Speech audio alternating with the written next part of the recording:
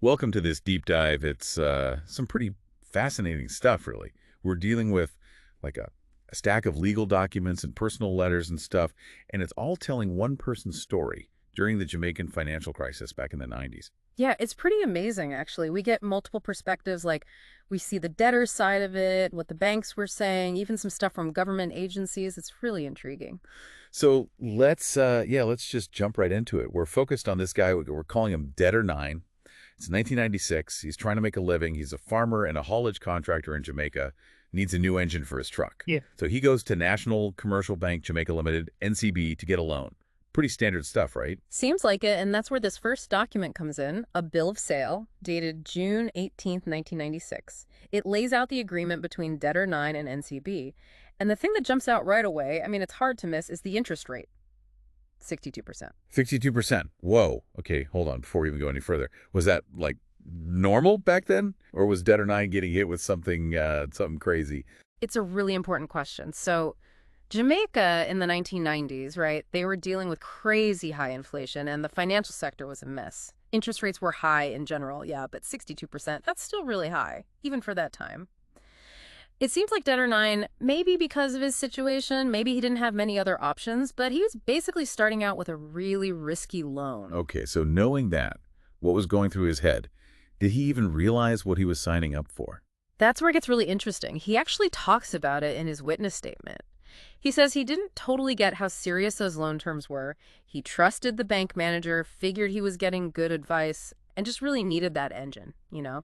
Probably didn't read the fine print as closely as he should have. And this is where things, I guess, take a turn, right? It's not just about the engine anymore. Exactly. So Debtor 9 says, and I'm quoting here, the loan amount of redacted was dispersed to me. I proceeded abroad to purchase the engine. In fact, I bought an entire truck. He bought the whole truck. Wow. Plans changed, I guess? Did he, like, tell the bank about this? Did they change the loan or anything because he bought a whole truck instead of just the engine? That's a good question, and I wish I had a clear answer for you, but the documents don't really say. What we do know is that he takes out a second loan, this time to cover the import taxes on the truck. So now he's even deeper in debt. It's like that saying one thing leads to another, right? He's trying to improve his business, but it's actually, like, backfiring big time. Yeah, and it happens fast. By 1997, not even a year later, he's really struggling to make the loan payments. He says he could barely keep up because that interest rate was so high, and then, of course, now he's got this whole truck to maintain, not just an engine. It's a lot. So what happens when you can't pay? I mean, this is during a financial crisis, right? Yeah. I'm guessing banks weren't really feeling generous. You're right. No one was in a forgiving mood. There's this letter from NCB dated December 16, 1996, only 6 months after the first loan, and they're already saying he's 173 days late. And the interest rate, 75% at this point. 75. Are you serious? That's, like, brutal. He's barely even had the loan for a year. Did they try to work with him at all? Like maybe restructure the loan? Anything? There is a letter from Debtor 9 to NCB dated January 14th, 1997. He's practically begging them for a break. He lists out all his income, his expenses, trying to show them he's doing everything he can, but it's just impossible. And Debtor 9 wasn't alone in this. A lot of Jamaicans were going through the same thing, but unfortunately for him, it just kept getting worse. What happens next? Does he catch a break, or is it just downhill from here? It's not good. In 1997, NCB takes his truck. We have some records of attempts to negotiate in 1998, but it doesn't seem like they got anywhere. And then there's this new player, FINSAC, the Financial Sector Adjustment Company. They get involved. They were the government's solution to the whole mess. They were supposed to stabilize the financial sector, which included taking control of banks that were failing and managing their assets. Okay. So did they help Debtor 9, or did they make things worse? Well, that's where things get even more, shall we say, complicated.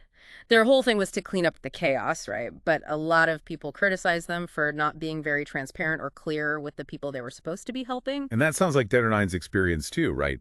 He Yeah. mentions being confused by how much they said he owed, and like what he thought he agreed to didn't match what the bank had on record. Exactly. You're right on the money with that. If you look closely at the documents, especially Debtor 9's statement, there are some discrepancies with dates and addresses on letters and stuff, which makes you wonder how accurate their information was and how well they were communicating, especially during such a chaotic time. So even if they were trying to help, they might have actually made things worse just by not being clear and organized. You could say that. And the The sad part is that even though the worst of the financial crisis was over, Debtor Nine's problems were far from over. Okay, so now it's years after the worst of the crisis, right? The truck is gone. They can't seem to negotiate. FINSAC is involved. What happens next? This is where it gets really interesting for me. Oh, you're not going to believe this. In 2001, his debt gets bought by International Asset Services Limited, or IAS for short. And for years after that, it's just letter after letter from them demanding payment. So even though the crisis is over, he's still dealing with it. It's like she's stuck with this debt forever. Yeah, it's like he can't escape it, can he? The crisis might be a distant memory for some people, but for Debtor 9, it's like he's still living with the consequences. And then this whole IAS thing just makes everything even more complicated. So who are IAS anyway? Are they like debt collectors? Yeah, that's a good way to put it. They buy up debt, often for way less than what's owed, and then they go after the borrower for the full amount. It's pretty common in finance, but it usually means the person who owes the money is now dealing with someone who wasn't even part of the original loan. Makes sense. So how does Debtor 9 handle this? I mean, the guy's been through so much already.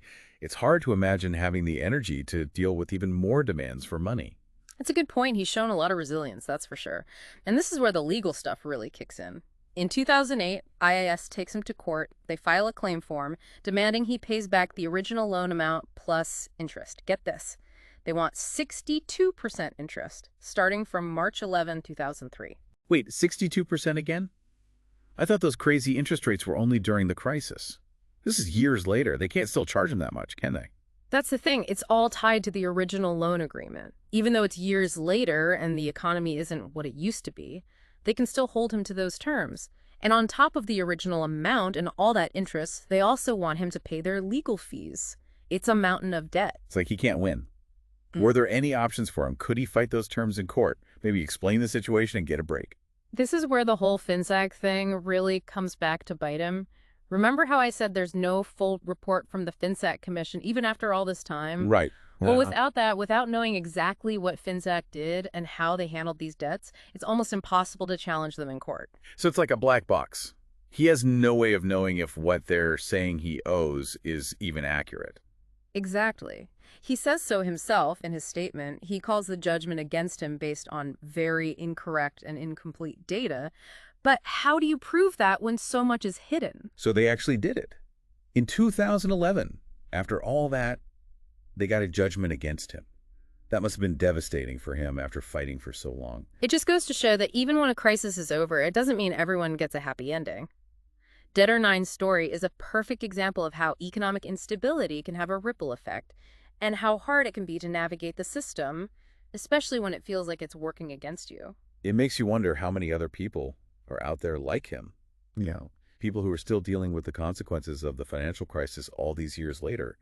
Do you think there was enough support for people like him? Was the system transparent enough? That's the million-dollar question, isn't it? Debtor 9's story really highlights some potential flaws in the system and makes you think about the long-term effects of an event like this and whether enough was done to protect people from ending up in a similar situation. It's a powerful story, that's for sure. It really makes you think about how important it is to understand how loans and debt work, especially when times are tough. Absolutely. And it's not just about personal responsibility. It's about the systems in place and whether they're designed to help people or just make things harder for them. Okay, so as we're getting towards the end of Debtor 9's story, what are the big takeaways here? What should we be thinking about? For me, it all comes back to the human element. This isn't just about numbers and spreadsheets. It's about real people's lives being turned upside down. We can't forget that. So true. What can people listening do? What can we learn from Debtor 9? Yeah, it's like a cautionary tale, but it also makes you think, okay, what can we do to prevent this from happening again? It is. And for me, what really stands out is that, like I was saying, economic events, they always affect real people. Debtor 9's story is a good reminder to look past the headlines, the statistics, and see the human cost, the real impact on people's lives. Absolutely. So what can we actually do? If people are listening to this, what can they learn from Debtor 9's experience? How can we make sure this doesn't happen again, either in our own lives or by, trying to change the system? Those are the big questions, aren't they? I think on a personal level, Debtor 9's story shows us how important financial literacy is, really understanding how loans work, what your rights are, and not being afraid to ask questions, especially when it comes to something as important as a loan. But then, looking at the bigger picture, it also highlights the need for more transparency, more accountability from banks, from the government, especially during a crisis. Right, like the system should be designed to help people, not make things harder for them. Exactly. And that's what's so powerful about Debtor Nine's story.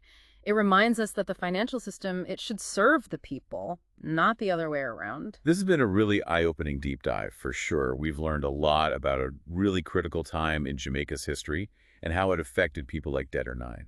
As we wrap up, I want to encourage everyone listening to think about what we've discussed today. What were your takeaways? What questions do you still have? And most importantly, what can we do, even small things, to make sure the financial system works better for everyone in the future? Thanks for joining us for this deep dive.